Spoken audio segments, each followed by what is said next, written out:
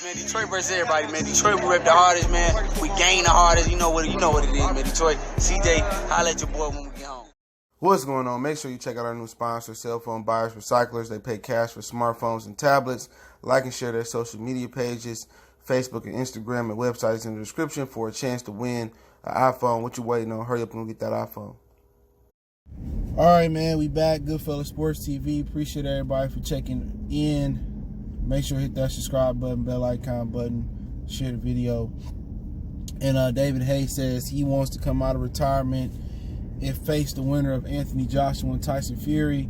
The Brits just think that fight is going to happen.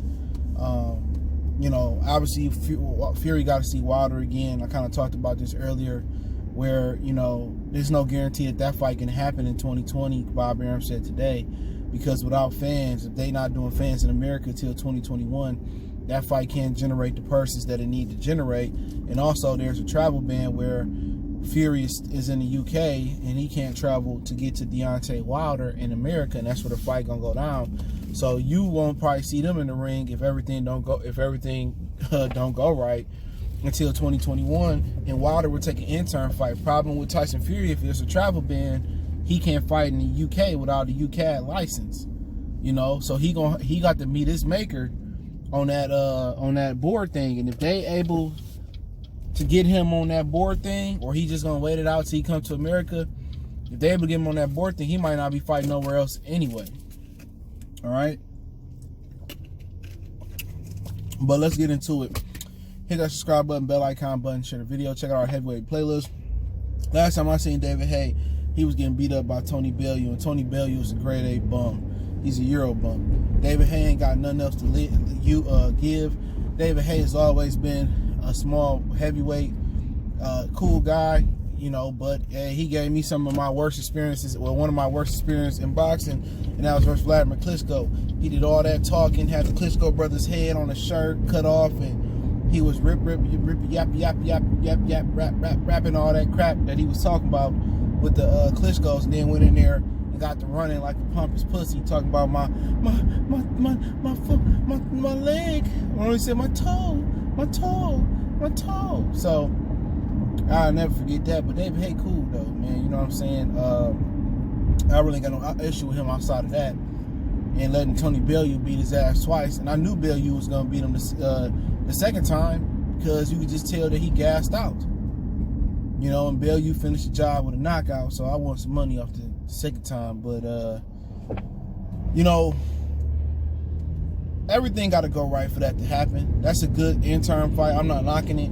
That's a good money fight, you know, for Joshua, a Fury winner. Now, people forget that he pulled out of the Fury fight. And Fury said he'd never fight him again. Now, when he was about to fight Huey Fury, Tyson Fury was mad as fuck at Huey and his, whoever the fuck it was, his uncle's dad or whatever it was.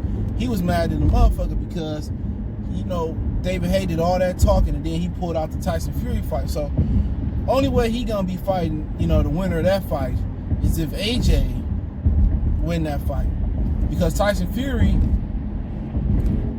don't respect him. You know, after Fury beat AJ, more than likely Fury gonna retire unless it's just that much money in a David Haye fight, and him and David Haye chop it up. And David Haye, you know, he believed David Haye won't waste his time again. But you know, David Haye best days behind him. I think Tony Bellew got a better opportunity to come back and get in that fight before he do. But it's a lot of things that got to happen before they even get to the point of putting AJ and Tyson Fury in the ring. You know, one thing that got to happen is that they got to clear their mandatories and their obligations up. Tyson Fury got a Deontay Wilder fight that got to happen. He got a Dillian White mandatory. AJ got Puev. Then he got Alexander Usyk that got to happen. So we may not be talking about this fight until 2022 due to the coronavirus. You know what I'm saying? So, like I said, this is premature. You know, David Haye said he been keeping his body up. He ain't like quite in fighting shape, but he said he stay in shape. He stay working out, so he can take a few intern fights and kind of get ranked. You know what I'm saying? He can fight the winner. Well, Usyk on his mandatory, but if Usyk lose to AJ, he can fight Usyk. You know, he can come back and you know, fight Trevor Bryan, Frizz Oquendo. You know what I'm saying? I don't think he quite want to bark up the Dan Du Bois, Joe Joyce tree right now. But he can fight some lower level, opposition at heavyweight and get himself ready. I don't want to see him just jump back in there and do it, if I'm a fan. But it makes money. You know what I'm saying? David Haye is a nice little pull over there. He one of the most explosive, cruiserweights of all time. But like I said, I don't think Tyson Fury fucking with him. After what he did to Fury don't fuck with that man after that. But it'll be a good way, good interim fight for AJ. Because at that point, for AJ, if he do win, because I don't think Fury will take the fight, and if Fury do beat AJ, he gonna retire. But if AJ win, which I don't think he can beat Fury no way, but if he do, that's a good fight. Because then all you got is the Du Bois is, you ain't gonna fight Wilder. Wilder, who knows if he continues after losing to Fury, that many times. So you're not gonna fight Wilder. That's a high risk, low reward fight. You really don't want to fight Daniel Du Bois. You know what I'm saying? So it won't really be too much left there for AJ to fight. As far as top names, he can fight Dillian again, and if Dillian loses to Fury, then what's really the point of fighting Dillian again? Y'all know what I'm saying? So, it's a good fun fight. I'm not knocking it. People say, well, we lost to Bill Yu and this, that. I really don't care. I don't care about the AJ Fury fight. I didn't really care about the Wilder Fury 2 fights. But I supported it because I support Deontay Wilder, and this, I support Tyson Fury for wanting to fight the best and losing all that weight and coming back and giving Wilder some opposition, unlike, scary ass AJ didn't do. So, it is what it is, man. It is what it is. But, with Haye, I just think it's a money grab. And if you got the star status and you willing to put yourself through the pain of training and coming back, and if you want to come make a payday in boxing, I don't have no issue with it. Because there's a lot of dudes in boxing, okay, who active, who in shape, and they don't take no risks. So, if an old retired dude and Floyd and Pacquiao want to keep getting the bag, and the young guys keep letting them get the bag and they don't make the fights we want to see, I don't have no issue with it. You know what I'm saying? If money getting a little funny and you an older fighter and you feel you still can come back, look at Sergio Martinez trying to come back. All these old dudes shouldn't even be allowed to come back in boxing by the young guys. The young guys should be fighting each other, unifying belts, giving the fans the fights they want to see, and then the old dudes couldn't come back and steal the shine. Pascal still wouldn't be around. David Haye still wouldn't be talking about coming back.